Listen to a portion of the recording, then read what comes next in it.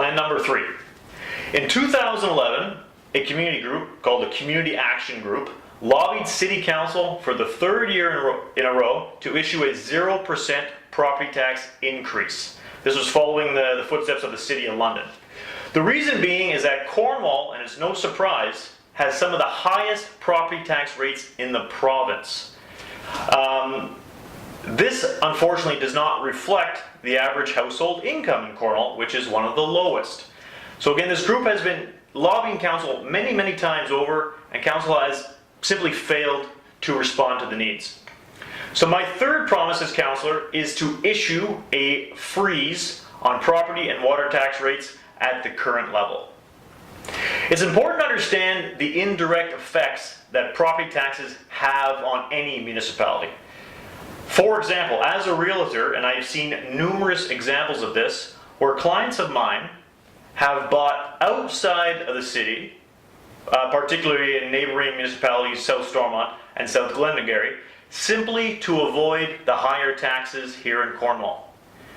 Now understand that as a municipality, Cornwall is a corporate structure. We are a corporation, and like any corporation, we're in competition with other corporations, other municipalities, to attract customers or citizens.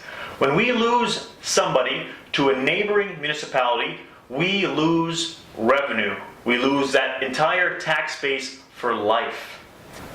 Furthermore, and this ties into my previous issue regarding the waterfront, there are several key pieces of real estate in Cornwall, and I've done all the research and I got all the stats, that are owned by big corporations or federal and provincial governments.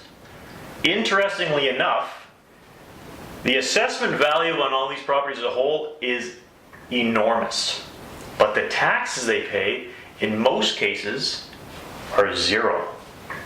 $0 in tax revenue to our city on some of the most valuable pieces of real estate in our community.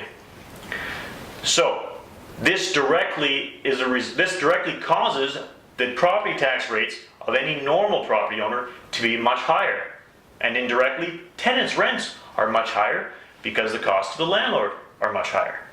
So why aren't some of these big key pieces of property paying their fair share of tax? I want to know. I want the answers. So my promise as councillor is not only to freeze the rates of all property types, but I'm also going to make sure that everyone is paying their fair share. Lastly, and I want to make sure that everyone knows, this particular policy initiative is not personal. Any piece of property that I own personally in the city, I will gladly exempt from this policy initiative. Meaning, I will be more than happy to pay an increased percentage of property tax for any of my personal property, simply to avoid conflict of interest.